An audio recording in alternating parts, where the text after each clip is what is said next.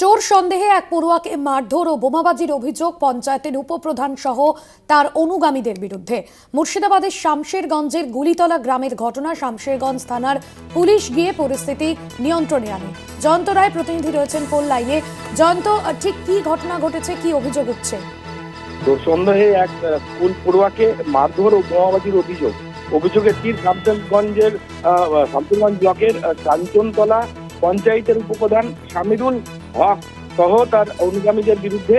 এই ঘটনায় ব্যাপক চাঞ্চল্য ছড়ায় শামশেরগঞ্জের ব্লকের কাঞ্চনতলা পঞ্চায়েতের সুনিতলা গ্রামে।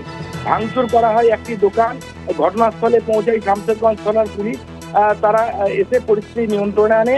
যদিও তার বিরুদ্ধে ওঠা অভিযোগ ভিত্তিহীন বলে দাবি কাঞ্চনতলা পঞ্চায়েতের উপপ্রধান শামিরুল হক। তাদের একে অপরের বিরুদ্ধে অভিযোগ। আমরা যেটা দেখতে পাচ্ছি, পুরো ঘটনার তদন্ত শুরু করেছে শামশেরগঞ্জ থানার পুলিশ। ভাস্বতী, ধন্যবাদ জয়ন্ত।